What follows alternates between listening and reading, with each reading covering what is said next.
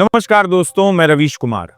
अभी अभी Ahmedabad plane crash को लेकर एक बहुत बड़ा खुलासा हुआ है। दोस्तों, इतनी बड़ी घटना बिना किसी बड़ी वजह के नहीं हो सकती। अब जो खबर सामने आई है उसने पूरे देश को हिलाकर रख दिया है।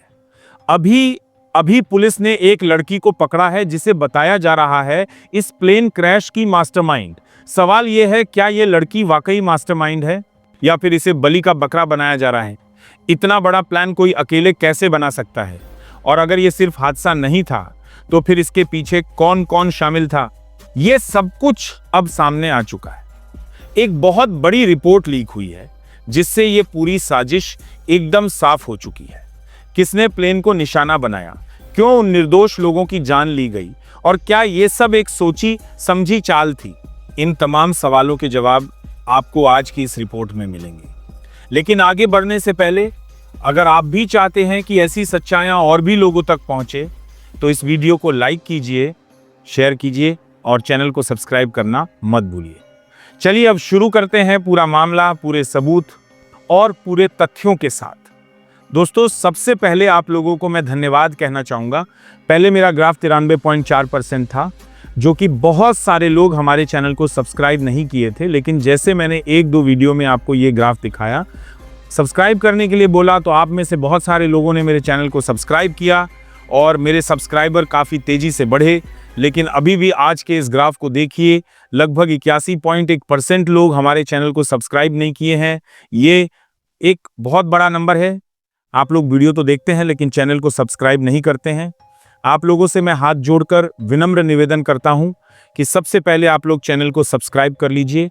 आपका एक क्लिक हमारे लिए बहुत मायने रखता है और हमारी काफ़ी मदद होती है। दोस्तों, जो खबर गोदी मीडिया नहीं दिखाती है, छुपा लेती है, वो खबर हम दिखाते हैं, इसलिए प्लीज़ सब्सक्राइब ज़रूर करिए। दोस्तों, अहमदाबाद के आसमान में जो प्लेन गिरा, क्या उस घटना के लिए पायलट को बलि का बकरा बनाया जा रहा है? क्या बोइंग कंपनी, एयर इंडिया और जितनी संस्थाएं भारत की जिनके काम निगरानी का था, क्या उनको बचाने के लिए मृतक पायलट को दोषी ठहराया जा रहा है? ये इशारा किया जा रहा है कि सारा दोष इन्हीं का था, बाकी सब साफ सुथरे थे।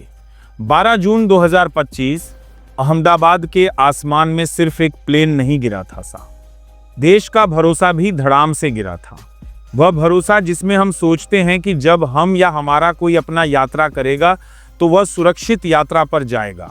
लेकिन अब जिस तरह से पायलट पर दोष मढ़ा गया है कि सारी जिंदगी को लेने के लिए सिर्फ पायलट जिम्मेदार है, यह सवाल मन में आ रहा है कि क्या बोइंग कंपनी, एयर इंडिया अपनी जवाबदेही से पल्ला झाड़ रही है? क्या यह भी 737 मैक्स की तरह एक कवर अप है, जहां डिज की खामियों को छिपाकर पायलट को बलि का बकरा बना लिया गया? क्योंकि पहले चेतावनी थी बोइंग के फ्यूल स्विच डिजाइन की खामी को लेकर, लेकिन उसे नजरअंदाज किया गया। अब क्या तकनीकी खामी को दबाकर केवल पायलट के गलती की कहानी गढ़ी जा रही है?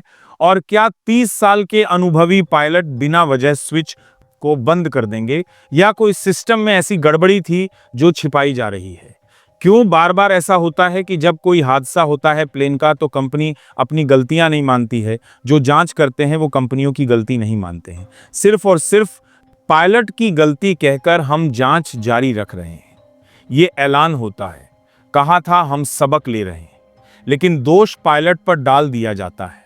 सच्चाई कभी सामने नहीं आती। क्या बड़े इनाम और जवाबदेह लोग बचते रहते हैं और हर बार लाशों के ढेर पर सिर्फ मौन खड़ा रहता है? ये सवाल इसीलिए उठ रहा है क्योंकि पायलट पर इल्जाम लगाया गया है। और अब हम पूछ रहे हैं, क्या साजिश की एड में सच छिपाया जा रहा है?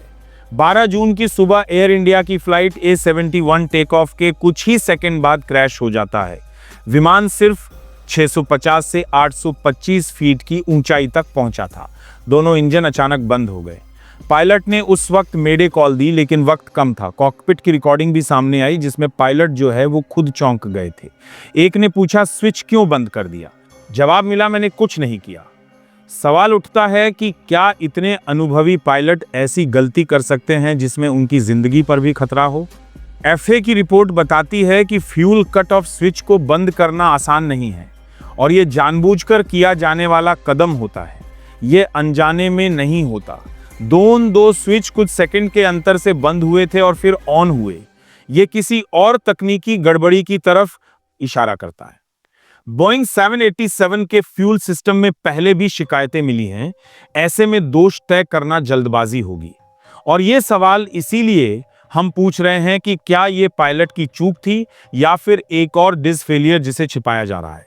एयर इंडिया की फ्लाइट A8-171 के जांच के जो प्रारंभिक रिपोर्ट सामने आई है उसमें सीधे सीधे पायलटों को ही दोषी कहा गया है। 32 सेकंड बाद जो इंजन फ्यूल सप्लाई बंद हुई उसमें पायलट को दोषी ठहरा दिया गया। जांच रिपोर्ट इसी बात के आधार पर पायलटों पर सवाल उठा रही है। लेकिन सवाल यह है, क्या इतनी जल्दी किसी नतीजे पर पहुंचना सही है?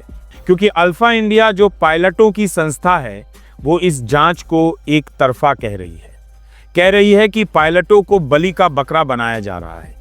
वैसे सोचने वाली बात यह भी है कि कैप्टन सुमित सभावाल जैसे अनुभवी पायलट जिन्हें 30 साल से ज्यादा का अनुभव था और फर्स्ट ऑफिसर कुंदर जिनके पास हजारों घंटे की उड़ान का अनुभव था, क्या वो ऐसी बुनियादी गलतियां कर सकते हैं? सवाल यह भी उठता है कि इमरजेंसी लोकेटर ट्रांसमीटर ELT का ना चलना भी क्या पायलट की गलती थी? ELT दरअसल एक तकनीकी उपकरण है जो विमान हादसे के बाद मदद के लिए सिग्नल भेजता है। अगर वह काम नहीं कर रहा था तो क्या उसकी जिम्मेदारी पायलट की या फिर यह किसी और तकनीकी गड़बड़ी या मेंटेनेंस की लापरवाही का नतीजा था? वैसे इस घटना को लेकर एक मानवीय पहलू भी है। सबसे बड़ा सवाल यह है कि जब दोनों पायलट इस हादसे में जान गंवा चुके हैं तो वो अपनी सफाई नहीं दे सकते। उनकी कोई आवाज अब उनके पक्ष में नहीं उठ सकती। ऐसे में जांच एजेंसियों की जिम्मेदारी और ज्यादा बढ़ जाती है कि वो निष्पक्षता से काम करे ताकि जिन पायलट्स ने अपनी जान गंवाई है उन पर बाकी लोगों की जान लेने का कम से कम आरोप ना लगे।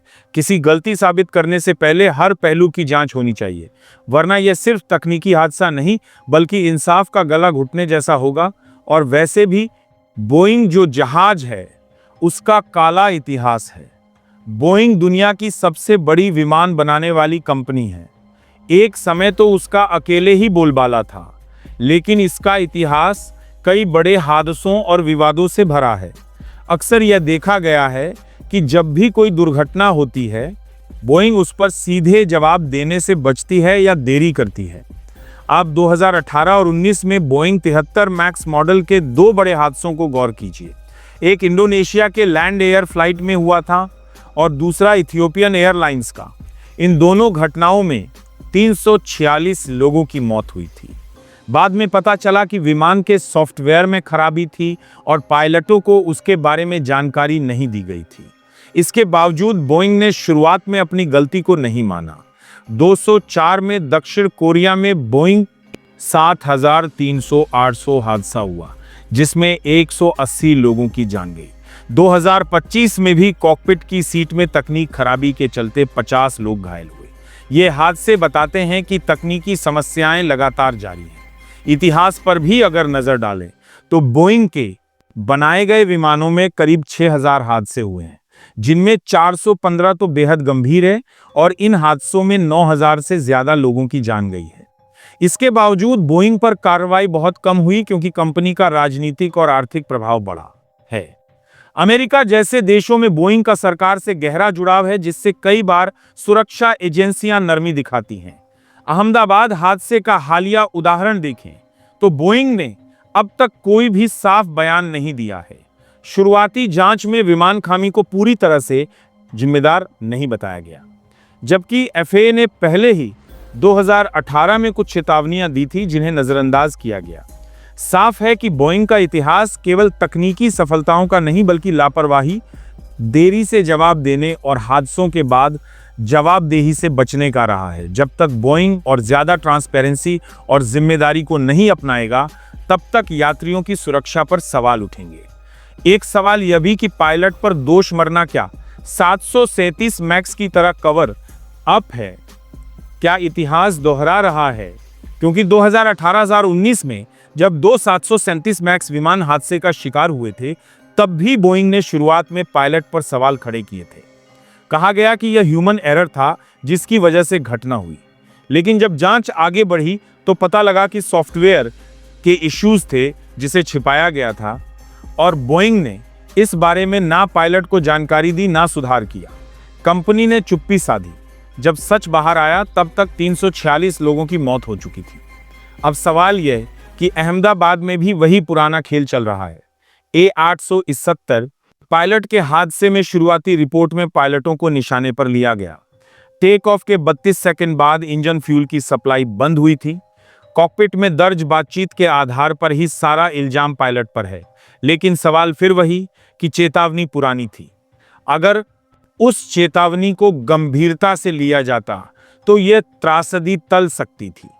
बोइंग का पुराना रिकॉर्ड भी कहता है कि जब भी हादसा होता है, कंपनी रणनीति बनाती है। पायलट पर दोष डालो, तकनीकी खामी से ध्यान भटकाओ, चुप्पी साध लो। क्या इस बार भी वही चल रहा है?